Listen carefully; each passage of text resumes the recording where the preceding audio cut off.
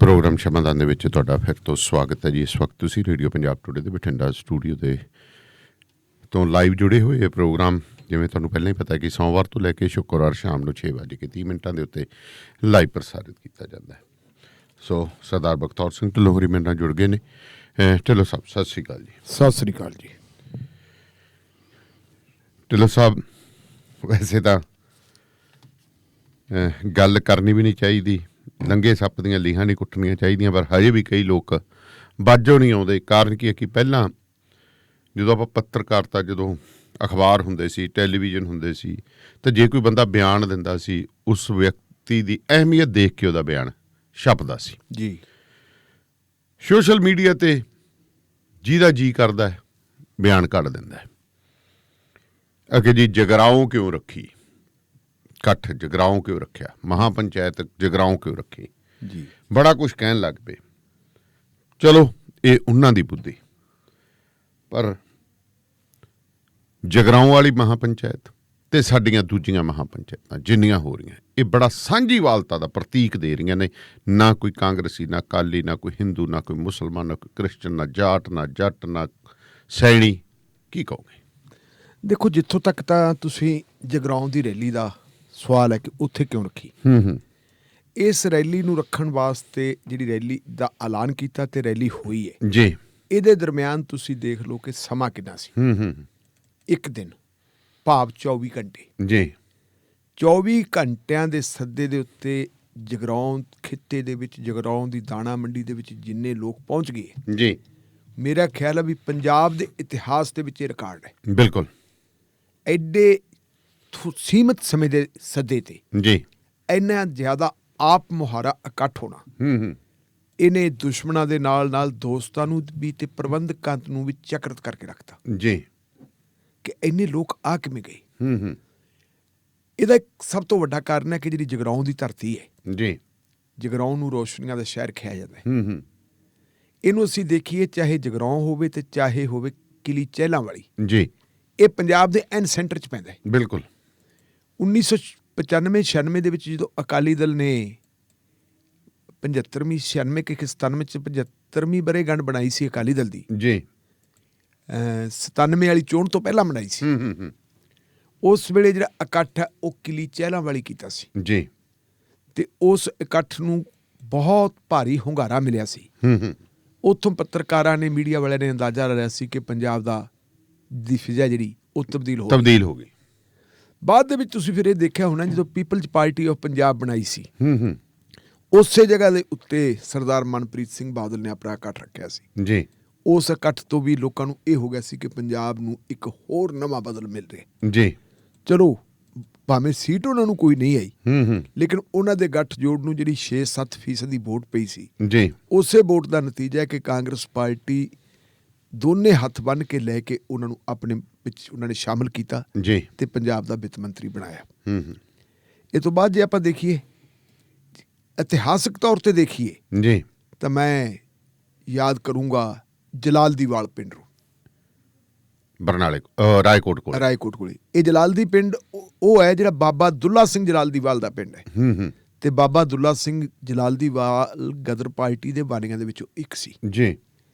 ਨਾਲ ਦੂਜੇ ਪਾਸੇ ਦੇਖੀਏ ਤਾਂ ਪਿੰਡ ਐਤੀਆਣਾ ਹੈ। ਇਹ ਐਤੀਆਣਾ ਉਹ ਪਿੰਡ ਹੈ ਜਿੱਥੇ ਖੁਸ਼ ਹੈਸੀਅਤ ਮੋਰਚੇ ਦੇ ਦੌਰਾਨ ਸਭ ਤੋਂ ਪਹਿਲਾਂ ਗੋਲੀ ਚੱਲੀ ਸੀ ਕੈਰੋਸ਼ਾਹੀ ਦੇ ਦੌਰ 'ਚ। ਅੱਛਾ ਜੀ। ਔਰ ਇੱਥੋਂ ਜਿਹੜਾ ਅੰਦੋਲਨ ਸ਼ੁਰੂ ਹੋਇਆ ਸੀ, ਉਸ ਅੰਦੋਲਨ ਨੇ ਕੈਰੋਸ਼ਾਹੀ ਦੀਆਂ ਜੜ੍ਹਾਂ ਹਿਲਾ ਕੇ ਰੱਖਤੀਆਂ ਸੀ। ਤੀਜਾ ਥੋੜਾ ਜਿਹਾ ਉਰੇ ਹੋਰ ਆ ਜੋ, ਜੀ, ਇੱਕ ਪਿੰਡ ਆ ਮਹਿਲ ਕਲਾਂ, ਹੈਗਾ ਜੀ। ਉੱਥੇ ਕਿਰਨਜੀਤ ਨਾਂ ਦੀ ਕੁੜੀ ਨੂੰ ਕੁਝ ਵਹਿਸ਼ੀਆਂ ਨੇ ਦਰਿੰਦਗੀ ਦਾ ਸ਼ਿਕਾਰ ਬਣਾਇਆ। ਡੈਡ ਬੋਡੀ ਧਰਤੀ ਦੇ ਵਿੱਚ ਦਬਤੀ ਸੀ। ਉੱਥੋਂ ਜਿਹੜਾ ਅੰਦੋਲਨ ਜਿਹੜਾ ਹੋਇਆ ਸੀ, ਉਸ ਅੰਦੋਲਨ ਨੇ ਹਿਲਾ ਕੇ ਰੱਖਤਾ ਸੀ ਸਾਰੇ ਪੰਜਾਬ ਨੂੰ। ਔਰ ਉਹਦੇ ਵਿੱਚੋਂ ਕਈ MLA ਵੀ ਨਿਕਲ ਆਏ ਸੀ। ਮਲਕੀਤ ਸਿੰਘ ਕੀਤੂ ਦੇ MLA ਬਣਨ ਦਾ ਵੱਡਾ ਕਾਰਨ ਉਹੀ ਅੰਦੋਲਨ ਸੀ, ਕਿਉਂਕਿ ਉਹਨਾਂ ਦਿਨਾਂ 'ਚ ਮਲਕੀਤ ਸਿੰਘ ਕੀਤੂ ਟਰੱਕ ਯੂਨੀਅਨ ਬਰਨਾਲਾ ਦਾ ਪ੍ਰਧਾਨ ਹੁੰਦਾ ਸੀ। ਇਹਨੇ ਲੰਗਰ ਵੀ ਲਾਏ ਸੀ ਤੇ ਲੋਕਾਂ ਨੂੰ ਆਉਣ ਜਾਣ ਵਾਸਤੇ ਕਨਵੇਨਸ ਵੀ ਮੁਹੱਈਆ ਕਰਵਾਇਆ ਸੀ। ਉਹਦੀ ਇੰਨੀ ਮਹਿਮਾ ਹੋਈ ਤੇ ਬਰਨਾਲਾ ਪਰਿਵਾਰ ਦਾ ਜਿਹੜਾ ਡਾਊਨਫਾਲ ਸੀ ਉੱਥੇ ਸ਼ੁਰੂ ਹੋ ਗਿਆ ਸੀ।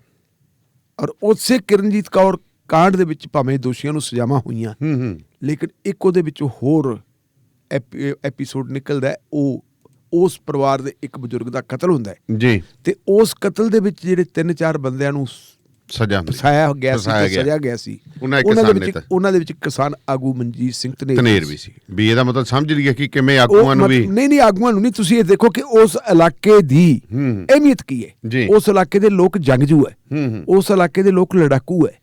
ਜਿੰਨਾ ਮਰਜ਼ੀ ਹੈ ਕਿਤੇ ਇਕੱਠ ਹੋ ਜਾਏ, ਆਪਾਂ ਬਾਹਰੋਂ ਜਿੰਨੇ ਮਰਜ਼ੀ ਹੈ ਲੋਕ ਲੈ ਜਾਈਏ, ਲੇਕਿਨ ਮੁੱਖ ਇਕੱਠ ਉਹ ਹੁੰਦਾ ਹੈ ਜਿਹੜਾ ਉਸ ਇਲਾਕੇ ਦਾ ਹੁੰਦਾ ਹੈ। ਇਸ ਕਰਕੇ ਪ੍ਰਬੰਧਕ ਨੇ ਉੱਥੇ ਰੱਖਿਆ ਤੇ ਉੱਥੇ ਇੰਨਾ ਵੱਡਾ ਇਕੱਠ ਹੋਇਆ ਜੀ। ਉਸ ਇਕੱਠ ਦੇ ਵਿੱਚ ਤੁਸੀਂ ਦੇਖੋ ਕੋਈ 20,000 ਬੰਦਾ ਕਹਿੰਦਾ, ਕੋਈ 30,000 ਕਹਿੰਦਾ, ਇੱਕ ਅਖਬਾਰ ਨੇ 60,000 ਤੱਕ 60,000 ਕਹਿਤਾ ਸੀ। 24 ਘੰਟਿਆਂ ਦੇ ਵਿੱਚ 60,000 ਦਾ 30,000 ਚਲੋ ਅੱਧ ਚ ਲਾ ਲਓ, ਅੱਧ ਚ ਲਾ ਲਓ, 30-35,000 ਬੰਦੇ ਦਾ 24 ਘੰਟਿਆਂ ਚ ਇਕੱਠੇ ਹੋ ਜਾਣਾ। ਖਾਲਾ ਹੀ ਦਾ ਵਾੜਾ। ਇਹਨਾਂ ਨੂੰ ਨਾ ਤਾਂ ਕਿਸੇ ਨੇ ਟਰਾਲੀ ਦਿੱਤੀ ਹੈ, ਨਾ ਇਹਨਾਂ ਨੂੰ ਬੱਸਾਂ ਭੇਜੀਆਂ, ਨਾ ਇਹਨਾਂ ਵਾਸਤੇ ਕਿਸੇ ਨੇ ਭੁੱਕੀ ਵੰਡੀ ਹੈ, ਨਾ ਇਹਨਾਂ ਨੇ ਕਿਸੇ ਨੇ ਦਾਰੂ ਵੰਡੀ ਹੈ। ਆਪਦੀ ਆਪ ਆਏ ਸੀ ਤੇ ਆਪਣੇ ਆਪ ਚਲੇ ਗਏ।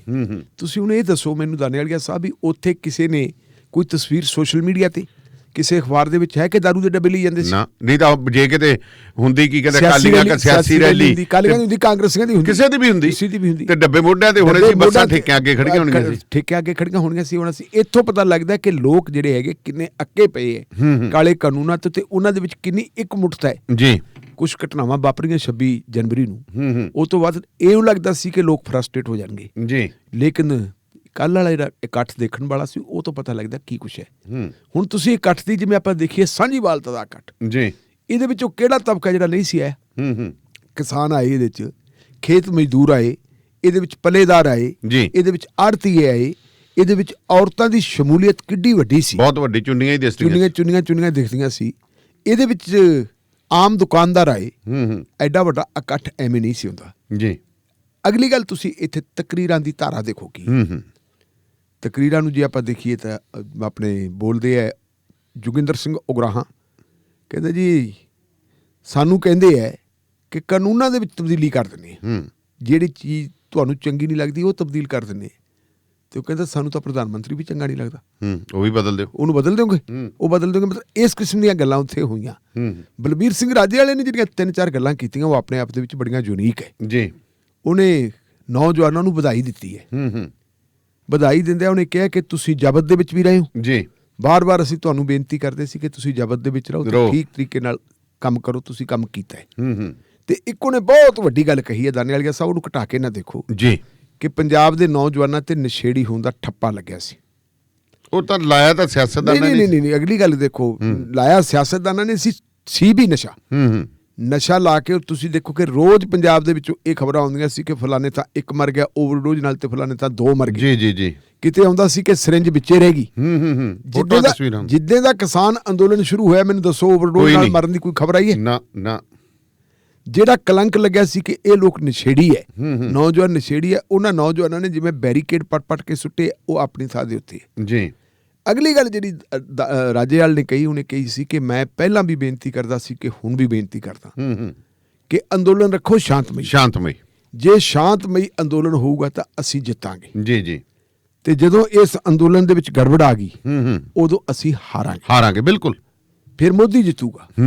ਔਰ ਇਹ ਜਿਹੜਾ ਹੈਗਾ ਇਤਿਹਾਸ ਨੇ ਸਾਬਤ ਕੀਤਾ, ਬਹੁਤ ਸਾਰੇ ਥਾਵਾਂ ਤੇ ਹੋਏ ਜੀ। ਇਹਦੇ ਵਿੱਚ ਫਿਰ ਅਗਲੀਆਂ ਮਿਸਾਲਾਂ ਦੇਖੋ ਕਿ ਭਾਰਤ ਦੀ ਸੁਪਰੀਮ ਕੋਰਟ ਦੇ ਵਿੱਚ ਕੁਝ ਲੋਕ ਗਏ ਕਿ ਜੀ ਉਠਾਓ ਇਹਨਾਂ ਨੂੰ, ਇਹ ਬਾਰਡਰਾਂ ਤੇ ਬੈਠੇ। ਸੁਪਰੀਮ ਕੋਰਟ ਨੇ ਕਹਿੰਦਾ ਪੋਰਾ ਮਨ ਹੈ, ਮੈਂ ਨਹੀਂ ਉਠਾ ਸਕਦਾ, ਕਿਵੇਂ ਉਠਾ ਦਈਏ?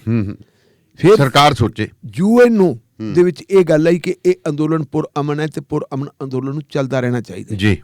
ਫਿਰ ਅਸੀਂ ਦੇਖੀਏ UN ਦਾ ਹਿਊਮਨ ਰਾਈਟਸ ਕਮਿਸ਼ਨ ਹੈ, ਉਸ ਹਿਊਮਨ ਰਾਈਟਸ ਕਮਿਸ਼ਨ ਨੇ ਵੀ ਕਿਹਾ ਕਿ ਇਹ ਦੁਨੀਆ ਦੇ ਇਤਿਹਾਸ ਦੇ ਵਿੱਚ ਪਹਿਲਾ ਅੰਦੋਲਨ ਹੈ ਜੀ ਜਿੱਥੇ ਲੱਖਾਂ ਲੋਕ ਬੈਠੇ ਤੇ ਇੰਨੇ ਲੰਬੇ ਸਮੇਂ ਤੋਂ ਬੈਠੇ ਹੈ, ਇੰਨਾ ਲੰਬਾ ਘੋਲ ਚੱਲਿਆ ਤੇ ਇੱਥੇ ਚਿੜੀ ਦੇ ਬੱਚਾ ਵੀ ਨਹੀਂ ਮਰਿਆ। ਇਹ ਆਪਣੇ ਆਪ ਦੇ ਵਿੱਚ ਇੱਕ ਬਹੁਤ ਵੱਡੀ ਪ੍ਰਾਪਤੀ ਹੈ। ਸੋ ਇਹ ਅੰਦੋਲਨ ਇੱਕ ਇਤਿਹਾਸਕ ਅੰਦੋਲਨ ਹੈ ਤੇ ਇਹਨੂੰ ਅਸੀਂ ਪਹਿਲਾਂ ਪੰਜਾਬ ਦਾ ਨਹੀਂ ਕਹਿੰਦੇ ਸੀ, ਆਪਾਂ ਕਹਿੰਦੇ ਸੀ ਇਹ ਦੇਸ਼ ਦਾ ਅੰਦੋਲਨ ਹੈ, ਇਹ ਜਨ ਅੰਦੋਲਨ ਬਣ ਗਿਆ, ਪਰ ਹੁਣ ਤਾਂ ਕੌਮਾਂਤਰੀ ਅੰਦੋਲਨ ਬਣ ਗਿਆ। ਕਿਉਂਕਿ ਢਿੱਲੋਂ ਸਾਹਿਬ ਇੱਕ ਚੀਜ਼ ਲੋਕਾਂ ਨੂੰ ਸਮਝ ਆ ਗਈ ਕਿ ਦੇਖੋ ਹੁਣ ਗੱਲਾਂ ਸਾਹਮਣੇ ਆ ਰਹੀਆਂ, ਕਿਸ ਤਰ੍ਹਾਂ ਪਤਾ ਨਹੀਂ ਚੱਲਿਆ ਅਫਰੀਕੀ ਲੋਕ ਗਰੀਬ ਸੀਗੇ, ਕਿਸ ਤਰ੍ਹਾਂ ਅਫਰੀਕਾ ਦੇ ਵਿੱਚ ਕਾਰਪੋਰੇਟ ਘਰਾਣਿਆਂ ਨੇ ਅਫਰੀਕੀ ਲੋਕਾਂ ਨੂੰ ਉਹਨਾਂ ਦੀਆਂ ਜ਼ਮੀਨਾਂ ਹੜੱਪ ਕੇ ਉਹਨਾਂ ਨੂੰ ਗਰੀਬ ਕੀਤਾ, ਮੁਹਤਾਜ ਕਰਤੇ ਰੋਟੀ। ਠੀਕ ਹੈ, ਅਮਰੀਕਾ ਦੇ ਵਿੱਚ ਬਿਲ ਗੇਟਸ ਦੀਆਂ ਗੱਲਾਂ ਵੀ ਆਉਣ ਲੱਗ ਪਈਆਂ, ਕਿਸ ਤਰ੍ਹਾਂ ਬਿਲ ਗੇਟਸ ਨੇ ਲੱਖਾਂ ਹੈਕਟੇਅਰ ਜ਼ਮੀਨ ਜਿਹੜੀ ਆ ਛੋਟੇ ਛੋਟੇ ਕਿਸਾਨਾਂ ਦੀ ਅਕਵਾਇਰ ਕੀਤੀ। ਹੁਣ ਕਹਿੰਦੇ ਨਾ, ਕਹਿੰਦੇ ਜਿਵੇਂ ਕਹਿੰਦੇ ਨੇ ਵੀ ਅੱਗ ਦਾ ਡਰਾਇਆ ਟਟਿਆਣੇ ਤੋਂ ਡਰਦਾ ਹੈ। ਹੁਣ ਉਹ ਚੀਜ਼ਾਂ ਸਮਝ ਆ ਗਈਆਂ ਤੇ ਹੁਣ ਕਾਰਪੋਰੇਟ ਜਿਹੜੀਆਂ ਪਾਲਿਸੀਜ਼ ਹੈ ਕਿਉਂਕਿ ਕਾਰਪੋਰੇਟ ਘਰਾਣੇ ਤਾਂ ਢਿੱਲੋਂ ਸਾਹਿਬ ਥੋੜੇ ਆ, ਜਨਤਾ ਤਾਂ ਬਹੁਤ ਹੈ। ਬਿਲਕੁਲ ਉਹਨਾਂ ਨੂੰ ਜਿਵੇਂ ਬਹਾਨੇ ਨਾਲ ਲੁੱਟਿਆ ਗਿਆ ਹੌਲੀ ਹੌਲੀ, ਹੁਣ ਗੱਲ ਬਾਹਰ ਆ ਗਈ। ਹੁਣ ਤਾਂ ਇੱਕੋ ਚੀਜ਼ ਗੱਲ ਹੋ ਰਹੀ ਹੈ ਕਿ ਕਾਰਪੋਰੇਟਾਂ ਤੋਂ ਬਚੋ। ਬਿਲਕੁਲ ਬਿਲਕੁਲ ਬਿਲਕੁਲ ਬਿਲਕੁਲ ਬਿਲਕੁਲ। ਅਗਲੀ ਇਹਦੇ 'ਚ ਜਿਹੜੀ ਵੱਡੀ ਗੱਲ ਹੈ ਦਾਨੇਵਾਲੀਆ ਸਾਹਿਬ, ਉਹ ਇਹ ਹੈ ਕਿ ਪਹਿਲਾਂ ਇਹ ਪ੍ਰਚਾਰ ਕੀਤਾ ਸੀ ਕਿ ਜਿਹੜੇ ਮੋਰਚੇ ਦੇ ਆਗੂ ਹੈ ਜੀ, ਇਹਨਾਂ ਦੇ ਵਿੱਚ ਗੰਭੀਰ ਮਤਭੇਦ ਹੈ। ਪਰ ਕੱਲ ਪੰਜਾਬ ਨਾਲ ਸੰਬੰਧਿਤ ਮੋਰਚੇ ਦੇ ਜਿਹੜੇ ਅਹਿਮ ਆਗੂ ਹੈ ਉਹ ਸਾਰੇ ਇਕੱਠੇ ਸੀ। ਉਹ ਸਾਰੇ ਇਕੱਠੇ ਸੀ। ਅਜਮੇਰ ਸਿੰਘ ਲੱਖੋਵਾਲ ਦਾ ਮੁੰਡਾ ਵੀ ਸੀ ਉਹਦੇ 'ਚ ਜੀ, ਰਾਜੇਵਾਲ ਵੀ ਸੀ ਉਹਦੇ ਵਿੱਚ, ਜੋਗਿੰਦਰ ਸਿੰਘ ਉਗਰਾਹਾਂ ਵੀ ਸੀ ਉਹਦੇ ਵਿੱਚ, ਆਪਣੇ ਸਾਰੇ ਕੀ ਜਿਹੜੇ ਅਹਿਮ ਪੰਜਾਬ ਦੇ ਜਿਹੜੇ ਅਹਿਮ ਲੀਡਰ ਹੈ ਉਹ ਸਾਰੇ ਦੇ ਸਾਰੇ ਉੱਥੇ ਸੀਗੇ। ਔਰ ਇਹਦੀ ਕੱਲ ਜਿਹੜੀ ਹੈ ਕਿਸਾਨ ਅੰਦੋਲਨ ਦੀ ਗੂੰਜ ਪਾਰਲੀਮੈਂਟ ਦੇ ਵਿੱਚ ਵੀ ਪਈ ਹੈ ਜੀ। ਬਜਟ ਦੇ ਉੱਤੇ ਜਾਂ ਰਾਸ਼ਟਰਪਤੀ ਦੇ ਭਾਸ਼ਣ ਦੇ ਉੱਤੇ ਨਾ ਬਜਟ ਦੇ ਉੱਤੇ ਬਹਿਸ ਹੋ ਰਹੀ ਸੀ। ਉਸ ਬਹਿਸ ਦੇ ਵਿੱਚ ਹਿੱਸਾ ਲਿਆ ਕਾਂਗਰਸ ਪਾਰਟੀ ਦੇ ਸਾਬਕਾ ਪ੍ਰਧਾਨ ਰਾਹੁਲ ਗਾਂਧੀ ਨੇ ਜੀ। ਜਦੋਂ ਰਾਹੁਲ ਗਾਂਧੀ ਨੇ ਬੋਲਣਾ ਸ਼ੁਰੂ ਕਰ ਦਿੱਤਾ ਤੇ ਉਹਨੇ ਕਿਸਾਨਾਂ ਦੇ 3 ਕਾਨੂੰਨਾਂ ਤੇ ਬੋਲਣਾ ਸ਼ੁਰੂ ਕਰ ਦਿੱਤਾ ਜੀ।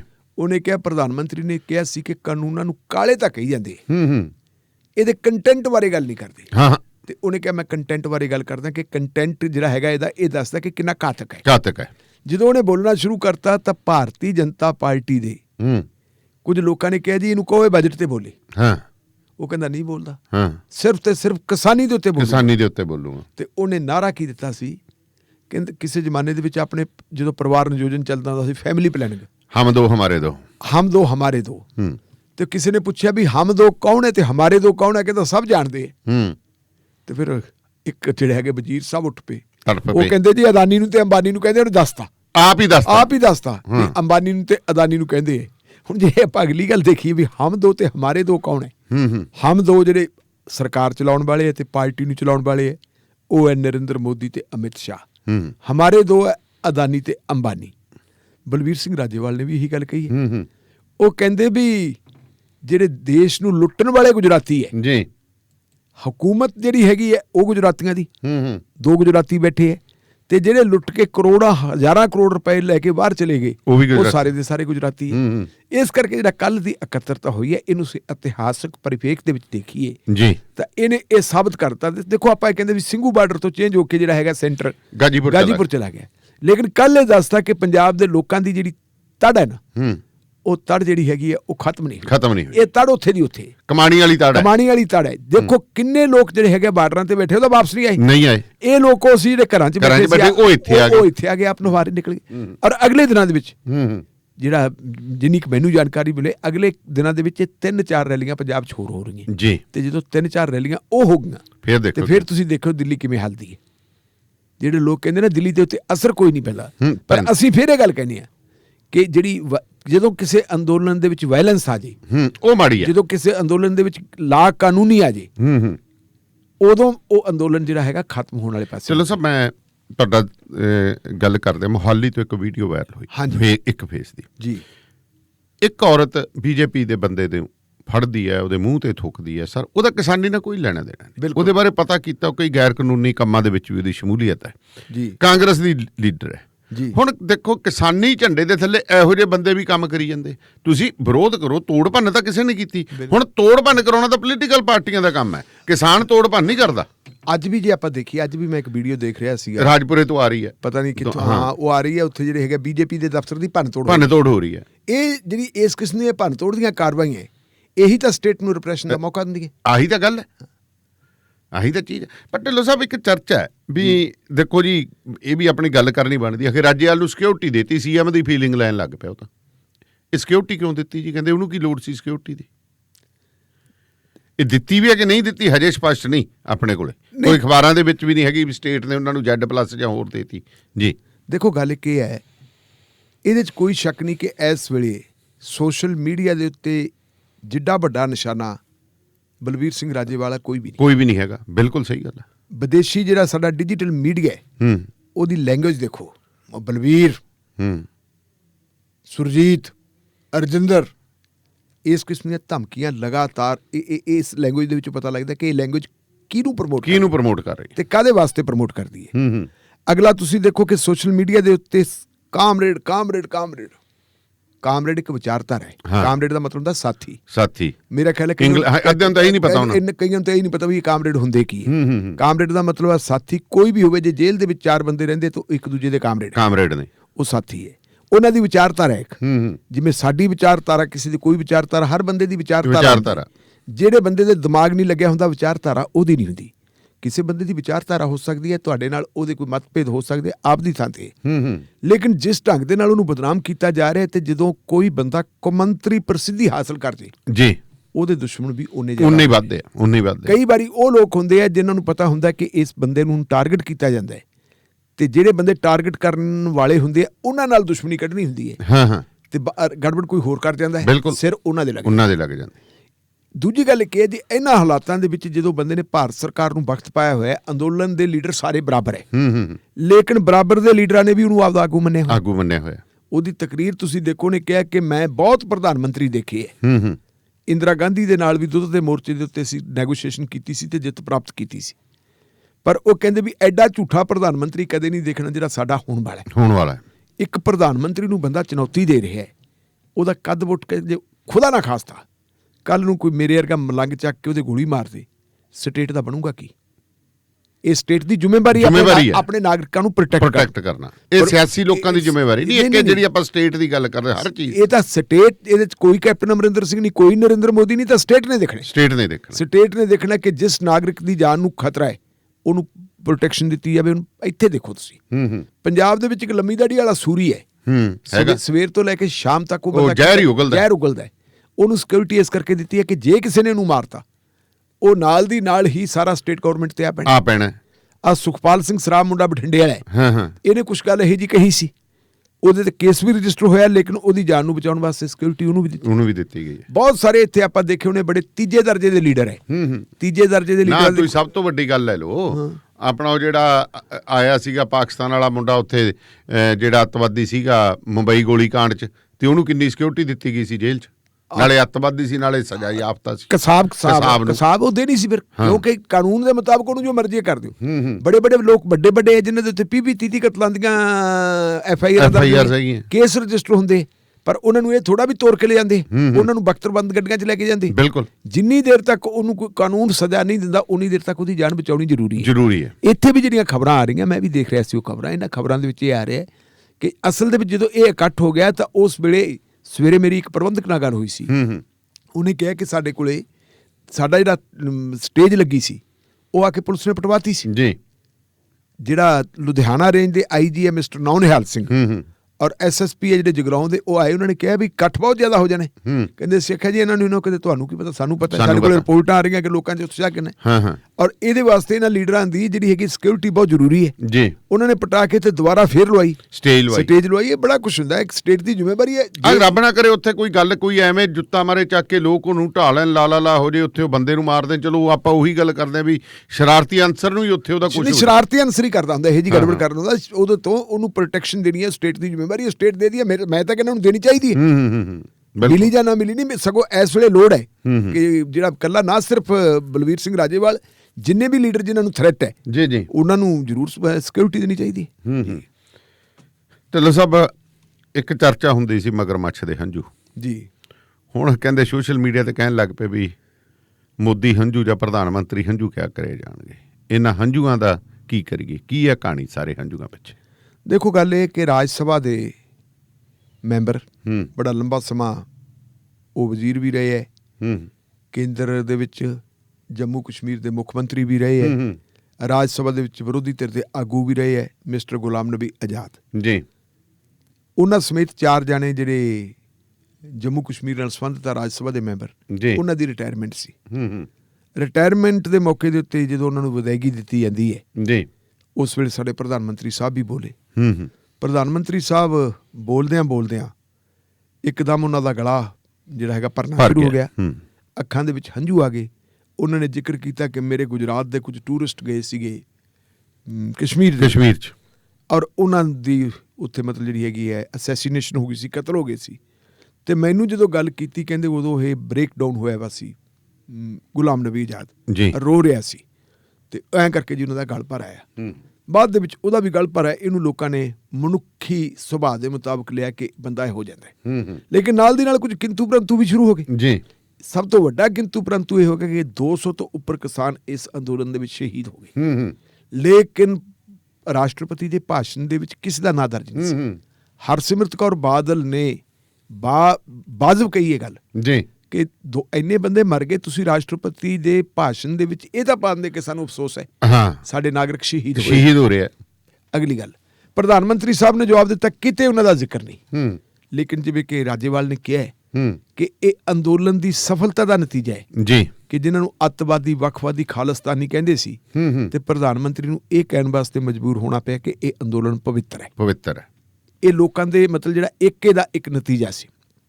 ਖੈਰ ਚਲੋ ਉਹਨਾਂ ਨੇ ਨਾ ਕਿ ਕੱਲ ਰਾਹੁਲ ਗਾਂਧੀ ਨੇ ਜਿਹੜਾ ਆਪਾਂ ਜ਼ਿਕਰ ਕੀਤਾ ਉਹ ਬੋਲਦਾ ਸੀ ਜੀ, ਉਹਨੇ ਕਿਹਾ ਜੀ ਮੈਂ ਸ਼ਰਧਾਂਜਲੀ ਭੇਟ ਕਰੂੰਗਾ ਜਿਹੜੇ ਲੋਕ ਸ਼ਹੀਦ ਹੋਏ ਜੀ। ਉਹਦੇ ਨਾਲ ਉਹਦੇ ਕੁਝ ਕਾਂਗਰਸੀਆਂ ਨੇ ਆਪੋਜੀਸ਼ਨ ਦੇ ਲੋਕਾਂ ਨੇ ਸ਼ਰਧਾਂਜਲੀ ਭੇਟ ਕੀਤੀ ਜੀ, ਲੇਕਿਨ ਪ੍ਰਧਾਨ ਮੰਤਰੀ ਸਾਹਿਬ ਨੇ ਨਹੀਂ। ਕੱਲ ਹੀ ਇੱਕ ਜਿਹੜੀ ਸੀਗੀ ਸਾਬਕਾ ਉਪ ਰਾਸ਼ਟਰਪਤੀ ਹਾਮਦ ਅੰਸਾਰੀ, ਉਹਨਾਂ ਦੀ ਜੀਵਨੀ ਨਾਲ ਸੰਬੰਧਿਤ ਇੱਕ ਕਿਤਾਬ ਦਾ ਰਿਲੀਜ਼ ਸਮਾਰੋਹ ਸੀ ਜੀ। ਉੱਥੇ ਲੋਕ ਆਏ ਸੀ। ਉਹਨਾਂ ਲੋਕਾਂ ਦੇ ਵਿੱਚ ਬਹੁਤ ਸੀਨੀਅਰ ਪੱਤਰਕਾਰ ਰਾਜਦੀਪ ਸਰਦੇਸਾਈ ਵੀ ਸੀ ਜੀ ਔਰ ਸ਼ਸ਼ੀ ਥਰੂਰ ਵੀ ਸੀਗੇ। ਇੱਥੇ ਮੈਂ ਇਹ ਵੀ ਦੱਸ ਦੇਵਾਂ ਕਿ ਰਾਜਦੀਪ ਸਰਦੇਸਾਈ ਦੇ ਨਾਲ 5 ਪੱਤਰਕਾਰ ਹੋਰ ਸੀ ਜੀ। 6 ਤਾਂ ਪੱਤਰਕਾਰ ਹੋ ਗਏ ਤੇ 7ਵਾਂ ਸ਼ਸ਼ੀ ਥਰੂਰ ਹੋ ਗਿਆ ਜੀ, ਜਿਨ੍ਹਾਂ ਦੇ ਖਿਲਾਫ ਇੱਕ FIR ਦਰਜ ਕੀਤੀ ਸੀ ਕਿ ਇਹ ਲੋਕਾਂ ਨੂੰ ਭੜਕਾਉਂਦੇ ਆ। 26 ਜਨਵਰੀ ਦਾ ਜਿਹੜਾ ਹੈਗਾ ਐਪੀਸੋਡ ਹੋਇਆ ਜਿਸ ਦਿਨ ਉਹ ਮੁੰਡਾ ਨਵਰੀਤ ਸਿੰਘ ਦੀ ਮੌਤ ਹੁੰਦੀ ਹੈ ਜੀ, ਟਰੈਕਟਰ ਡਿੱਗਦਾ। ਉਹਦੀ ਜਿਹੜੀ ਇੱਕ ਮੌਤ ਨੂੰ ਲੈ ਕੇ ਜਿਹਨਾਂ ਨੇ ਟਵੀਟ ਕੀਤੇ ਸੀ, ਸ਼ੇਅਰ ਕੀਤੇ ਸੀ, ਇੱਕ ਦੂਜੇ ਨਾਲ ਗੱਲਬਾਤ ਕੀਤੀ ਸੀ, ਉਹਨੂੰ ਉਹਨਾਂ ਨੇ ਕਿਹਾ ਜੀ ਇਹ ਬਹੁਤ ਵੱਡਾ ਬੱਜਰ ਅਪਰਾਧ ਕਰਤਾ। ਦਿੱਲੀ ਪੁਲਿਸ ਨੇ ਉਹਨਾਂ ਦੇ ਖਿਲਾਫ ਕੇਸ ਰਜਿਸਟਰ ਕੀਤਾ ਵੇ ਜੀ ਤੇ 9 ਫਰਵਰੀ ਨੂੰ ਉਹਨਾਂ ਨੂੰ ਥੋੜੀ ਜੀ ਮਤਲਬ ਰਾਹਤ ਮਿਲ ਗਈ ਕਿਉਂਕਿ ਸੁਪਰੀਮ ਕੋਰਟ ਨੇ ਉਹਨਾਂ ਦੀ ਗ੍ਰਿਫਤਾਰੀ ਤੇ ਰੋਕ ਲਾ ਦਿੱਤੀ ਜੀ। ਉਹਨੂੰ ਸਾਰੇ ਬੰਦੇ ਬੈਠੇ ਤੇ ਰਾਜਦੀਪ ਸਰਦੇਸਾਈ ਨੇ ਕੁਦਰਤੀ ਗੱਲ ਕਰ ਲਈ। ਸ਼ਸ਼ੀ ਥਰੂਰ ਨੂੰ ਪੁੱਛਦਾ ਹੈ ਕਿ ਪ੍ਰਧਾਨ ਮੰਤਰੀ ਸਾਹਿਬ ਦੀਆਂ ਅੱਖਾਂ ਦੇ ਵਿੱਚ ਅਥਰੂ ਆ ਗਏ, ਤੁਸੀਂ ਇਹਨੂੰ ਕਿਵੇਂ ਦੇਖਦੇ ਹੋ ਜੀ? ਤੇ ਫਿਰ ਸ਼ਸ਼ੀ ਥਰੂਰ ਨੇ ਜਿਹੜੀ ਗੱਲ ਕੀਤੀ, ਕਿਉਂਕਿ ਬੰਦਾ ਪੜ੍ਹਿਆ ਲਿਖਿਆ ਇੰਡੀਅਨ ਫੋਰਨ ਸਰਵਿਸ ਦੇ ਨਾਲ ਰਿਲੇਟਡ ਹੈ ਜੀ, ਲਿਟਰੇਰੀ ਵੀ ਹੈ, ਕਿਤਾਬਾਂ ਕਤੂਬਾਂ ਵੀ ਲਿਖਦਾ ਹੈ, ਪੜ੍ਹਦਾ ਵੀ ਹੈ ਤੇ ਪਾਰਲੀਮੈਂਟ ਦਾ ਮੈਂਬਰ ਵੀ ਹੈ, ਸ਼ਾਇਦ ਵਜ਼ੀਰ ਵੀ ਰਹਿ ਚੁੱਕਿਆ ਜੀ। ਉਹਨੇ ਕਿਹਾ ਕਿ ਇਹ ਬਹੁਤ ਹੀ ਕਲਾਤਮਕ ਤਰੀਕੇ ਨਾਲ ਤਿਆਰ ਕੀਤੀ ਗਈ ਪੇਸ਼ਕਾਰੀ ਸੀ। ਅੱਛਾ ਜੀ, ਸਕ੍ਰਿਪਟਡ ਸੀ, ਬਹੁਤ ਹੀ ਕਲਾਤਮਕ ਤਰੀਕੇ ਨਾਲ ਤਿਆਰ ਕੀਤੀ ਗਈ ਪੇਸ਼ਕਾਰੀ ਸੀ। ਇਹ ਅੰਸ਼ਕ ਤੌਰ ਤੇ ਰਾਕੇਸ਼ ਟਕੈਤ ਦੇ ਹੰਝੂਆਂ ਨੂੰ ਟੱਕਰ ਦੇਣ ਲਈ ਸੀ ਤਾਂ ਜੋ ਪ੍ਰਧਾਨ ਮੰਤਰੀ ਇਹ ਸਾਬਤ ਕਰ ਸਕਣ ਕਿ ਉਹ ਵੀ ਹੰਝੂ ਵਹਾ ਸਕਦੇ। ਹੁਣ ਤੁਸੀਂ ਇਹ ਦੇਖੋ ਵੀ ਕਿੰਨੇ ਖੂਬਸੂਰਤ ਸ਼ਬਦਾਂ ਦੇ ਵਿੱਚ ਕਿੰਨੀ ਵੱਡੀ ਗੱਲ ਕਹਿ ਦਿੱਤੀ ਜੀ, ਕਿਉਂਕਿ ਰਾਕੇਸ਼ ਟਕੈਤ ਦੀਆਂ ਅੱਖਾਂ ਦੇ ਵਿੱਚੋਂ ਜਿਹੜੇ 2 ਹੰਝੂ ਆਏ ਸੀ ਉਹਨਾਂ 2 ਹੰਝੂਆਂ ਨੇ ਦੁਨੀਆ ਹਿਲਾਤੀ। ਉਹਨਾਂ 2 ਹੰਝੂਆਂ ਦਾ ਨਤੀਜਾ ਹੀ ਹੈ ਕਿ ਅੱਜ ਥਾਂ ਕਿਸਾਨ ਆਗੂਆਂ ਨੂੰ ਬੁਲਾਇਆ ਜਾ ਰਿਹਾ ਔਰ ਉਹ ਮਹਾਪੰਚਾਇਤਾਂ ਕਰ ਰਹੇ ਆ, ਮਹਾਪੰਚਾਇਤਾਂ ਨੂੰ ਸੰਬੋਧਨ ਕਰ ਰਹੇ ਹੈ ਜੀ। ਰਾਹੁਲ ਗਾਂਧੀ ਦੀ ਗੱਲ ਕਰਕੇ ਹਟੇ ਆਪਾਂ, ਕਹਿੰਦੇ ਜਾ ਰਿਹਾ ਰਾਜਸਥਾਨ ਨੂੰ ਜਾ ਰਿਹਾ ਉਹਨੂੰ। ਰਾਜਸਥਾਨ ਦੇ ਵਿੱਚ ਵੀ ਕਹਿੰਦੇ 3 ਰੈਲੀਆਂ ਨੂੰ ਐਡਰੈਸ ਕਰਨੇ ਜੀ ਤੇ ਨਾਲ ਉਹਨੇ ਕਹਿੰਦੇ ਟਰੈਕਟਰ ਯਾਤਰਾ ਵੀ ਕਰਨੀ ਹੈ। ਜਿਹੜੀ ਟਰੈਕਟਰ ਰੈਲੀ ਕਰਨੀ ਹੈ ਐਤਕੀ ਕਹਿੰਦੇ ਉਹਦੇ ਗੱਦੇ ਗੁੱਦੇ ਨਹੀਂ ਹੋਣਗੇ। ਅੱਛਾ ਜੀ, ਜਿਹੜੇ ਪੰਜਾਬ ਵਾਲੇ ਗੱਦੇ ਸੀ ਆਮ ਟਰੈਕਟਰ ਹੀ ਹੋਊਗਾ, ਆਮ ਟਰੈਕਟਰ ਹੋਊਗਾ। ਸੋ ਇਹ ਜਿਹੜੀ ਗੱਲ ਕਹੀ ਹੈ ਨਾ ਉਹਨੇ ਬਹੁਤ ਹੀ ਕਲਾਤਮਕ ਤਰੀਕੇ ਦੇ ਨਾਲ, ਜਿੱਡੀ ਕਲਾਤਮਕਤਾ ਦੇ ਨਾਲ ਮਤਲਬ ਉਹ ਹੰਝੂ ਆਏ ਸੀ ਓਡੀ ਕਲਾਤਮਕਤਾ ਦੇ ਨਾਲ ਉਹਨਾਂ ਨੇ ਇਹ ਗੱਲ ਕਹਿ ਦਿੱਤੀ। ਇਹਨੂੰ ਆਪਾਂ ਕਹਾਂਗੇ ਲਿਟਰੇਰੀ ਲੈਂਗੁਏਜ ਜੀ, ਜਿਹੜੀ ਸਾਹਿਤਕ ਭਾਸ਼ਾ ਦੇ ਵਿੱਚ ਬਿਲਕੁਲ ਸਾਰੀ ਦੀ ਸਾਰੀ ਜਿਹੜੀ ਹੈਗੀ ਹੈ ਹਕੀਕਤ ਉਹਨੂੰ ਬੇਨਕਾਬ ਕਰਕੇ ਰੱਖ ਦਿੱਤਾ ਜੀ। ਤੇ ਢਿੱਲੋਂ ਸਾਹਿਬ ਬਾਈਬਲ ਗੋਲੀ ਕਾਂਡ ਦੇ ਵਿੱਚ ਸੈਣੀ ਤੇ ਉਮਰਾ ਨੰਗਲ ਦੀ ਜ਼ਮਾਨਤ ਅਰਜ਼ੀ ਰੱਦ ਹੋ ਗਈ ਹੈ। ਬਿਲਕੁਲ ਜੀ, ਮੁਕੱਦਮੇ ਇਹਨਾਂ ਦੇ ਖਿਲਾਫ 2 ਮੁਕੱਦਮਿਆਂ ਦੇ ਵਿੱਚ ਇਹਨਾਂ ਨੂੰ ਇਨਵੋਲਵ ਕੀਤਾ ਹੈ।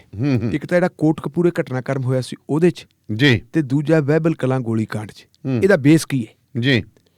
ਇੱਕ ਤਾਂ ਇਹਦਾ ਬੇਸ ਇਹ ਹੈ ਕਿ ਜਿਹੜੀ ਜਸਟਿਸ ਰਣਜੀਤ ਸਿੰਘ ਕਮਿਸ਼ਨ ਨੇ ਰਿਪੋਰਟ ਤਿਆਰ ਕੀਤੀ ਸੀ ਜੀ ਤੇ ਪੰਜਾਬ ਵਿਧਾਨ ਸਭਾ ਨੇ ਉਸ ਰਿਪੋਰਟ ਨੂੰ ਪ੍ਰਵਾਨ ਕਰਕੇ ਉਹਦੇ ਆਧਾਰ ਦੇ ਉੱਤੇ SIT ਬਣਾਈ ਸੀ। ਜੋ ਗੱਲਾਂ ਜਸਟਿਸ ਰਣਜੀਤ ਸਿੰਘ ਨੇ ਆਪਣੀ ਰਿਪੋਰਟ ਦੇ ਵਿੱਚ ਕਹੀਆਂ ਸੀ ਉਹਨਾਂ ਗੱਲਾਂ ਨੂੰ ਇਨਵੈਸਟੀਗੇਟ ਕੀਤਾ, ਕਿਉਂਕਿ ਉਹਨਾਂ ਨੇ ਕਿਹਾ ਸੀ ਕਿ ਮੈਂ ਇੱਕ ਆਪਣੀ ਰਿਪੋਰਟ ਦੇ ਸਕਦਾ ਕਿ ਹੋਇਆ ਕੀ ਹੈ ਜੀ ਜੀ, ਇਹਦੇ ਵਿੱਚ ਲੋੜ ਕੀ ਹੈ।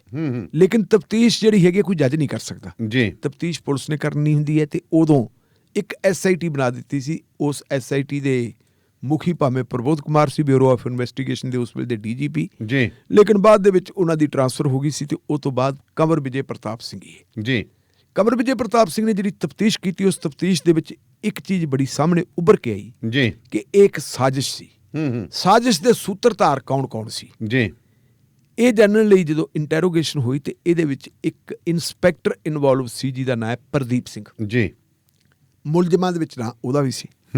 ਜਦੋਂ ਪ੍ਰਦੀਪ ਸਿੰਘ ਦੀ ਪੁੱਛਗਿੱਛ ਕੀਤੀ ਤੇ ਪ੍ਰਦੀਪ ਸਿੰਘ ਨੇ ਕਹਿਤਾ ਜੀ ਮੈਂ ਸੱਚ ਦੱਸਣ ਨੂੰ ਤਿਆਰ ਹਾਂ ਤੇ ਸੱਚਾਈ ਦਾ ਮੈਨੂੰ ਮੌਕਾ ਦਿੱਤਾ ਜਾਵੇ ਜੀ। ਉਹਦੇ ਫਿਰ CRPC ਦੀ ਧਾਰਾ 164 ਦੇ ਤਹਿਤ ਜੀ ਅਦਾਲਤ ਦੇ ਸਾਹਮਣੇ ਉਹਨੇ ਆਪਣੇ ਬਿਆਨ ਦਰਜ ਕਰਵਾਏ। ਉਹਨਾਂ ਬਿਆਨਾਂ ਦੇ ਵਿੱਚ ਉਹ ਕਹਿੰਦਾ ਜੀ ਇੱਕ ਸਾਜ਼ਿਸ਼ ਤਿਆਰ ਕੀਤੀ ਗਈ ਸੀ ਇਹਨਾਂ ਜਿਹੜੇ ਬੇਗੁਨਾਹ ਲੋਕ ਹੈ ਇਹਨਾਂ ਤੇ ਗੋਲੀਆਂ ਚਲਾਉਣ ਦੀ ਜੀ ਔਰ ਇਹਨਾਂ ਨੂੰ ਸਬਕ ਸਿਖਾਉਣ ਦੀ। ਤੇ ਇਹ ਸਾਜ਼ਿਸ਼ ਦੇ ਸੂਤਰਧਾਰ ਕੌਣ ਹੈ ਜੀ। ਕਹਿੰਦਾ ਜੀ 3 ਬੰਦਿਆਂ ਦੀ ਗੱਲਬਾਤ ਮੈਂ ਆਪਸ ਵਿੱਚ ਸੁਣੀ ਹੈ। ਸੁਮੈਤ ਸਿੰਘ ਸੈਣੀ ਵਾਰ-ਵਾਰ ਟੈਲੀਫੋਨ ਕਰਦਾ ਸੀ ਪਰਮਰਾਜ ਸਿੰਘ ਉਮਰਾ ਨੰਗਲ ਨੂੰ ਜੀ। ਪਰਮਰਾਜ ਸਿੰਘ ਉਮਰਾ ਨੰਗਲ ਜਿਹੜਾ ਉਹ ਕਮਿਸ਼ਨਰ ਲੁਧਿਆਣਾ ਸੀ ਜੀ। ਉਹਨੂੰ ਇੱਕ ਸਾਜ਼ਿਸ਼ ਦੇ ਤਹਿਤ ਸਪੈਸ਼ਲ ਇੱਥੇ ਬੁਲਾਇਆ ਗਿਆ ਕਿ ਉਹ ਇਸ ਘਟਨਾਕ੍ਰਮ ਨੂੰ ਅੰਜਾਮ ਦੇਵੇ। ਔਰ ਉਹਦੇ ਨਾਲ ਜਿਹੜਾ SSP ਮੋਗਾ ਚਰਨਜੀਤ ਸਿੰਘ ਸ਼ਰਮਾ ਵੀ ਸੀ। ਜੀ। ਇਹ ਇਨਸਪੈਕਟਰ ਪ੍ਰਦੀਪ ਸਿੰਘ ਹੈ ਨਾ ਜਿਹੜਾ ਐਕਚੁਅਲੀ ਇਹ ਚਰਨਜੀਤ ਸਿੰਘ ਸ਼ਰਮਾ ਦਾ ਰੀਡਰ ਸੀ। ਅੱਛਾ ਜੀ। ਰੀਡਰ ਜਿਵੇਂ ਆਪਾਂ ਮੁਨਸ਼ੀ ਨੂੰ ਕਹਿ ਦਿੰਦੇ ਕਿ ਥਾਣੇ ਦੀ ਨਾਮ ਮਾਂ ਮੁਨਸ਼ੀ ਉਹ ਮੇਰੇ SSP ਦਾ ਰੀਡਰ ਬਸ SSP ਦਫ਼ਤਰ ਦੀ ਮਾਂ ਹੁੰਦਾ। SSP ਦੇ ਸਭ ਕੱਲੀ ਗੱਲ ਦਾ ਉਹਨੂੰ ਪਤਾ ਹੁੰਦਾ, ਟੈਲੀਫੋਨ ਮਿਲਾਉਣਾ ਕਰਨਾ ਸਾਰਾ ਸਾਰੇ ਬੰਦਿਆਂ ਦਾ ਪਤਾ ਹੁੰਦਾ, ਉਹਨੇ ਫੀਡਬੈਕ ਦੇਣੀ ਹੈ। ਉਹਨੇ ਆ ਕੇ ਜਿਹੜਾ ਗੱਲ ਕਹਿ ਦਿੱਤੀ ਜੀ ਇਹ 3 ਬੰਦਿਆਂ ਦੀ ਕਨਸਪੀਰੇਸੀ ਦਾ ਮੈਨੂੰ ਪਤਾ ਲੱਗਿਆ ਤੇ ਇਹਨਾਂ ਨੇ ਅਸਲ 'ਚ ਕੀਤੀ ਹੈ। ਅਗਲੀ ਗੱਲ ਉਹ ਕਹਿੰਦਾ ਜੀ ਕਿ ਜਦੋਂ ਬਾਈਬਲ ਕਲਾਂ ਦੇ ਵਿੱਚ 2 ਬੰਦੇ ਮਾਰੇ ਗਏ ਉਹਨਾਂ 2 ਬੰਦਿਆਂ ਦੇ ਮਾਰੇ ਜਾਣ ਤੋਂ ਬਾਅਦ ਕਹਿੰਦੇ ਪੁਲਿਸ ਅਫਸਰਾਂ ਨੇ ਇੱਕ ਦੂਜੇ ਨੂੰ ਸ਼ੁਭ ਕਾਮਨਾਵਾਂ ਕੀਤੀਆਂ, ਵਧਾਈਆਂ ਦਿੱਤੀਆਂ। ਦੱਸੋ ਇਹ ਗੱਲ ਜਿਹੜੀ ਹੈ ਰਿਕਾਰਡ ਦੇ ਉੱਤੇ ਆ ਗਈ ਤੇ ਕਿਉਂਕਿ ਇਹਨਾਂ ਕੇਸਾਂ ਦੇ ਵਿੱਚ ਉਹਨਾਂ ਨੂੰ ਇਨਵੋਲਵ ਕੀਤਾ ਸੀ। ਕੱਲ ਜਦੋਂ ਜਿਹੜੀ ਇਹਨੂੰ ਐਂਟੀਸਪੇਟਰੀ ਬੇਲ ਕਹਿੰਦੇ ਆਪਾਂ ਪੇਸ਼ ਕੀ ਜ਼ਮਾਨਤ ਵਾਸਤੇ ਐਪਲੀਕੇਸ਼ਨ ਦਿੱਤੀ ਸੀ ਦੋਨਾਂ ਅਫਸਰਾਂ ਨੇ, ਸੈਣੀ ਨੇ ਵੀ ਦਿੱਤੀ ਸੀ ਤੇ ਉਮਰਾ ਨੰਗਲ ਨੇ ਵੀ ਦਿੱਤੀ ਸੀ। ਉਹਦੇ ਤੇ ਜਦੋਂ ਬਹਿਸ ਹੋਈ ਤੇ ਉੱਥੇ ਉਹਨਾਂ ਨੇ ਕਿਹਾ ਜੀ ਵੀ ਆਹ ਗੱਲ ਹੈ ਤੇ ਆਹ ਦੇਖੋ ਸਾਡੇ ਕੋਲ ਜਿਹੜਾ ਹੈਗਾ ਵਾਦਾ ਮਾਫੂਆ ਜਿਹਨੇ ਹਕੀਕਤ ਬਿਆਨੀ ਹੈ, ਇਹਨੂੰ ਮੱਦੇ ਨਜ਼ਰ ਰੱਖਦਿਆਂ ਹੋਇਆ ਇਹ ਬੰਦੇ ਸਾਜ਼ਿਸ਼ ਦੇ ਵਿੱਚ ਸ਼ਾਮਲ ਹੈ ਜੀ। ਸਾਜ਼ਿਸ਼ਕਾਰੀਆਂ ਨੂੰ ਕਿਸੇ ਵੀ ਕਿਸਮ ਦੀ ਰਿਲੀਫ ਨਹੀਂ ਮਿਲ ਸਕਦੀ। ਦੋਨਾਂ ਅਫਸਰਾਂ ਦੇ ਵਕੀਲਾਂ ਨੇ ਕਿਹਾ ਨਹੀਂ ਜੀ ਤਾਂ ਬਹੁਤ ਉੱਚ ਪਾਏ ਦੇ ਲੋਕ ਹੈ। ਇਹ ਵੀ ਜ਼ਰੂਰ ਕਿਹਾ ਹੋਊਗਾ ਜੀ ਇਹਨਾਂ ਨੇ ਤਾਂ ਮਤਲਬ ਅੱਤਵਾਦ ਦੇ ਵਿੱਚ ਬੜਾ ਕੰਮ ਕੀਤਾ ਜੀ, ਇਹਨਾਂ ਨੇ ਦੇਸ਼ ਭਗਤੀ ਦੀ ਖਤਰਾ ਆਪਣੀਆਂ ਜਾਨਾਂ ਖਤਰੇ 'ਚ ਪਾਈਆਂ ਵਗੈਰਾ ਕਿਹਾ।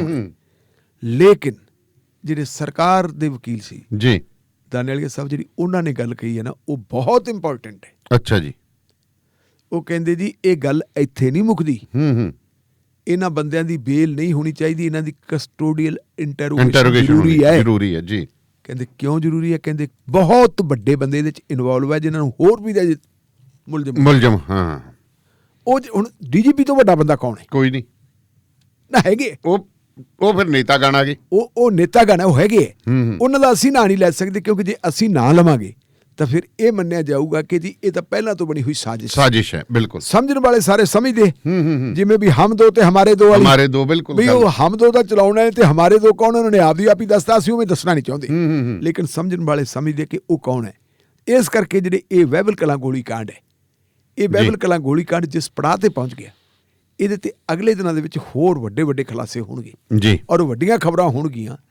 ਇਹ ਖਬਰਾਂ ਉਸ ਵੇਲੇ ਹੋਣਗੀਆਂ ਜਦੋਂ ਐਨ ਸਾਰਾ ਕੁਝ ਸਿਖਰ ਦੇ ਉੱਤੇ ਪਿਆ ਜੀ ਤੇ ਪਤਾ ਇਹ ਲੱਗਿਆ ਕਹਿੰਦੇ ਕਈ ਸੱਜਣ ਤਾਂ ਰਾਤਾਂ ਨੂੰ ਬੜਾ ਉੱਠਣ ਲੱਗੇ।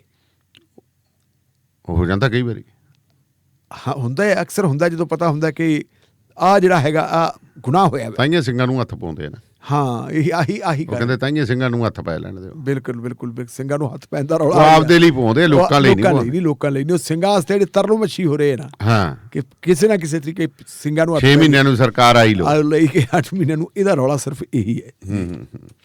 ਤੇ ਹੁਣ ਆਪਾਂ ਗੱਲ ਕਰੀਏ ਜੀ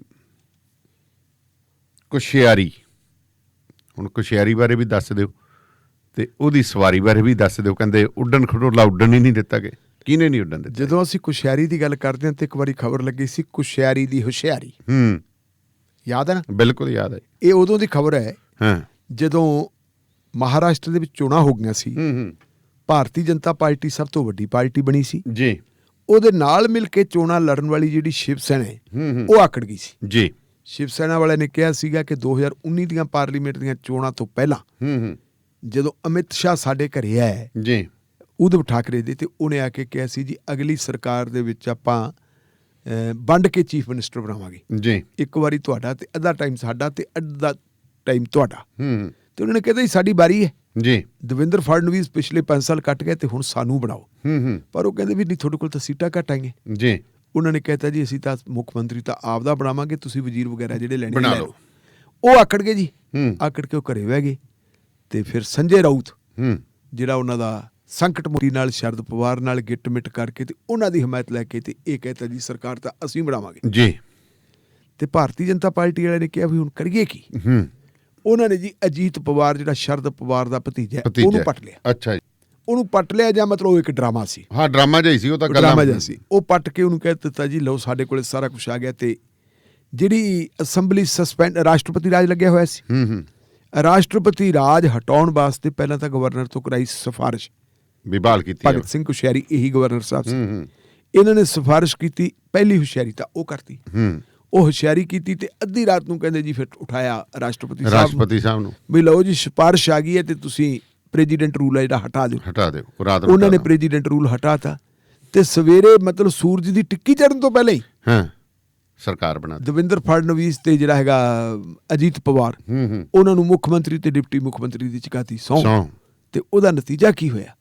ਸ਼ਰਦ ਪਵਾਰ ਨਾਲ ਦੀ ਨਾਲ ਹੀ ਆਪਣੇ ਅਸਲੀ ਰੂਪ ਦੇ ਵਿੱਚ ਆ ਗਿਆ ਜੀ। ਤੇ ਦੇਖਦਿਆਂ ਹੋਕਦਿਆਂ ਦੁਪਹਿਰ ਤੱਕ ਉਹਨੇ ਲਗਭਗ ਸਾਰੇ ਐਮਐਲਏ ਆਪਦੀ ਬੁੱਕਲ 'ਚ ਲੈ ਲਏ ਜਿਨ੍ਹਾਂ ਦੀ ਲਿਸਟ ਦਿੱਤੀ ਸੀਗੀ ਅਜੀਤ ਪਵਾਰ ਨੇ ਜੀ। ਤੇ ਅਗਲੇ ਜਿਹੜਾ 24 ਘੰਟੇ 48 ਘੰਟੇ 2 ਜਾਂ 3 ਦਿਨਾਂ ਦੇ ਵਿੱਚ ਅਜੀਤ ਪਵਾਰ ਵੀ ਘਰੇ ਮੁੜਿਆ। ਅੱਛਾ।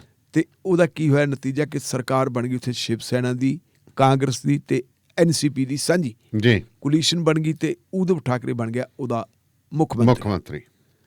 ਹੁਣ ਉਧਵ ਠਾਕਰੇ ਸ਼ਿਵ ਸੈਨਾ ਦਾ ਮੁੱਖ ਮੰਤਰੀ ਹੈ। ਦੁੱਖ ਦਾ ਉਹਨੂੰ ਵੀ ਹੈ ਜੀ ਕਿ ਕੁਸ਼ਿਆਰੀ ਸਾਹਿਬ ਨੇ ਹੁਸ਼ਿਆਰੀ ਕੀਤੀ ਸੀ। ਕੁਸ਼ਿਆਰੀ ਸਾਹਿਬ ਮੇਰਾ ਖਿਆਲ ਬਿਲੋਂਗ ਕਰਦੇ ਆ ਉੱਤਰਾਖੰਡ ਨੂੰ। ਹਾਂਜੀ। ਤੇ ਉਹਨਾਂ ਨੇ ਜੀ 2-3 ਦਿਨ ਪਹਿਲਾਂ ਕਹਿੰਦੇ ਪ੍ਰੋਗਰਾਮ ਬਣਾ ਲਿਆ ਵੀ ਦੇਹਰਾਦੂਨ ਜਾਣਾ। ਅੱਛਾ ਜੀ। ਸਰਕਾਰ ਨੂੰ ਸੁਨੇਹਾ ਭੇਜਤਾ, ਚਿੱਠੀ ਭੇਜਤੀ ਜਾਂ ਮੈਸੇਜ ਭੇਜਤਾ ਜੀ ਗਵਰਨਰ ਸਾਹਿਬ ਨੇ ਜਾਣਾ ਤੇ ਜਹਾਜ਼ ਤਿਆਰ ਰੱਖੋ ਆਪਣਾ। ਅੱਛਾ ਜੀ। ਤੇਲ ਤੂਲ ਪਾ ਕੇ ਮਾਰ ਦਿਓ ਤੇ ਕੱਪੜਾ ਕੁਪੜਾ ਮਾਰ ਕੇ ਸਾਫ਼ ਕਰ ਦਿਓ। ਠੀਕ ਹੈ ਜੀ। ਉਧਰੋਂ ਜਿਹੜੀ ਚਿੱਠੀ ਲਿਖੀ ਉਹਦੀ ਇੱਕ ਕਾਪੀ ਸੀਐਮਓ ਨੂੰ ਭੇਜਤੀ, ਚੀਫ ਮਿਨਿਸਟਰ ਆਫਿਸ ਨੂੰ ਜੀ। ਚੀਫ ਮਿਨਿਸਟਰ ਆਫਿਸ ਦੇ ਵਿੱਚੋਂ ਨਾ ਹੋ ਗਈ ਕਿ ਨਹੀਂ ਜੀ ਨਿਯਮਾਂ ਦੇ ਮੁਤਾਬਕ ਅਸੀਂ ਨਹੀਂ ਦੇ ਸਕਦੇ। ਉਹਨਾਂ ਨੇ ਕੋਈ ਨਿਯਮਾਂ ਦਾ ਹਵਾਲਾ ਦਿੱਤਾ ਵੀ ਸਰਕਾਰੀ ਕੰਮ ਨੂੰ ਜਾ ਸਕਦੇ ਹੋ, ਨਿੱਜੀ ਕੰਮ ਨਹੀਂ ਹੈਗੇ ਜਾਂ ਨਾ ਹੈਗੇ ਪਤਾ ਨਹੀਂ ਨਿਯਮ ਕੀ ਹੈ। ਉਹਨਾਂ ਨੇ ਦੇਖ ਕੇ ਉਹਨਾਂ ਨੇ ਇਨਕਾਰ ਕਰਤਾ ਜੀ ਨਹੀਂ ਦਿੱਤਾ ਜਾ ਸਕਦਾ। ਇੱਕ ਦਿਨ ਪਹਿਲਾਂ ਉਹਨਾਂ ਨੇ ਇਹ ਇਨਕਾਰ ਕਰਕੇ ਤੇ ਰਾਜ ਭਵਨ ਨੂੰ ਸੂਚਿਤ ਕਰਤਾ ਵੀ ਰਾਜ ਭਵਨ ਦੇ ਅਧਿਕਾਰੀਆਂ ਦੀ ਹਿੰਮਤ ਦੇਖ ਲਓ ਤੁਸੀਂ। ਉਹਨਾਂ ਨੇ ਗਵਰਨਰ ਨੂੰ ਇਹ ਤੋਂ ਜਾਣੂ ਨਹੀਂ ਕਰਵਾਇਆ। ਅੱਛਾ ਜੀ। ਕਿ ਜੀ ਆਪਾਂ ਨੂੰ ਤਾਂ ਨਾ ਹੋ ਗਈ। ਤੇ ਕੁਸ਼ਿਆਰੀ ਸਾਹਿਬ ਨੇ ਜੀ ਆਪਣਾ ਸਮਾਨ ਸਮੂਨ ਰੱਖਿਆ ਗੱਡੀਆਂ 'ਚ, ਪਹੁੰਚ ਗਏ ਜੀ ਹਵਾਈ ਅੱਡੇ ਤੇ। ਅੱਛਾ। ਜਹਾਜ਼ ਦੇ ਵਿੱਚ ਬਹਿ ਗਏ। ਅੱਛਾ ਜੀ। ਚਲਾਓ ਵੀ ਕਹਿੰਦੇ। ਉਹ ਕਹਿੰਦੇ ਪਾਇਲਟ ਹੈ ਨਹੀਂ। ਉਹ ਕਹਿੰਦੇ ਜੀ ਕਾਹ ਤੋਂ ਚਲਾਈਏ? ਚਲਾਓ ਕਹਿੰਦੇ ਜਾਣਾ ਦੇਹਰਾਦੂਨ। ਉਹ ਕਹਿੰਦੇ ਜੀ ਪ੍ਰਵਾਨਗੀ ਨਹੀਂ ਹੈ। ਇਹ ਕਿਹੜਾ ਸੜਕ ਤੇ ਗੱਡੀ ਚੜਾਉਣੀ ਹੈ ਵੀ ਉਹ ਵੀ ਮੈਂ ਲਾਟ ਸਾਹਿਬ ਤੇ ਲਾਟ ਸਾਹਿਬ ਵਾਸਤੇ ਕਿਉਂ ਹੈ ਨਹੀਂ? ਉਹ ਕਹਿੰਦੇ ਜੀ ਤੁਹਾਡੀ ਤਾਂ ਜਿਹੜੀ ਦਰਖਾਸਤ ਸੀ ਉਹ ਨਾਮਨਜ਼ੂਰ ਕਰਤੀ। ਤੁਹਾਡੀ ਤੁਹਾਡਾ ਜਿਹੜਾ ਸੀਗਾ ਮੈਸੇਜ ਉਹਨੂੰ ਪ੍ਰਵਾਨ ਨਹੀਂ ਕੀਤਾ ਜੀ। ਉੱਥੋਂ ਜੀ ਫਿਰ ਥੋੜੀ ਕੁੜਤਨ ਵੱਧ ਗਈ। ਹੁਣ ਵੇਖਣ ਵਾਲੀ ਗੱਲ ਇਹ ਹੈ ਕਿ ਇਹ ਜਿਹੜੀਆਂ ਚੀਜ਼ਾਂ ਹੈਗੀਆਂ ਵੈਸੇ ਤਾਂ ਗਵਰਨਰ ਜਿਹੜਾ ਹੈਗਾ ਉਹ ਹੈਡ ਆਫ ਦਾ ਸਟੇਟ ਹੈ। ਉਹਦਾ ਚਲੋ ਕੋਈ ਰੁਤਬਾ ਵੀ ਹੋਊਗਾ ਵੀ ਉਹ ਵਰਤ ਵੀ ਸਕਦਾ ਹੈ। ਪਰ ਕਈ ਵਾਰੀ ਗੱਲ ਇਹ ਹੁੰਦੀ ਹੈ ਕਿ ਇਹ ਤੁਹਾਡੇ ਆਪਣੇ ਰਿਲੇਸ਼ਨਸ ਤੇ ਹੁੰਦਾ ਹੈ ਜੀ ਕਿ ਤੁਸੀਂ ਰਿਲੇਸ਼ਨ ਸੀ। ਉਹਨੂੰ ਗਵਰਨਰਾਂ ਦੀ ਆਪਾਂ ਗੱਲ ਕਰ ਲਈਏ। ਪਹਿਲੀ ਗੱਲ ਤਾਂ ਆਪਾਂ ਆਪਣੇ ਗਵਰਨਰ ਦੀ ਗੱਲ ਕਰ ਲੈਣੀ।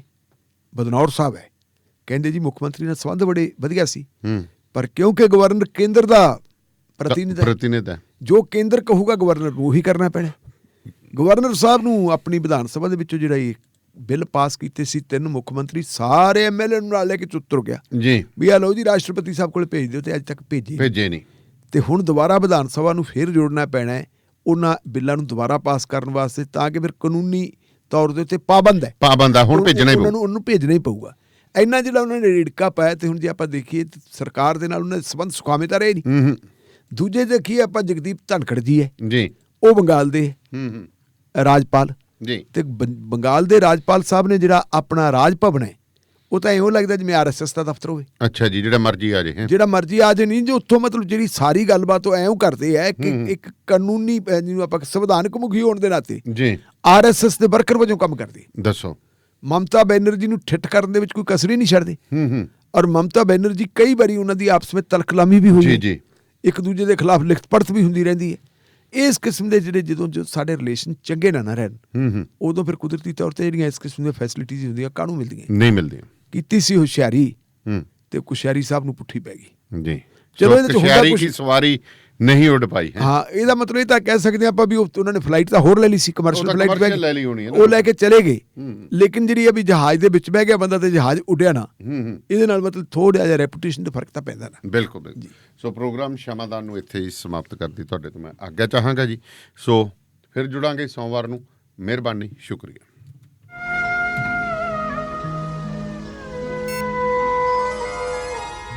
ਸ਼ਮਾਦਾਨ।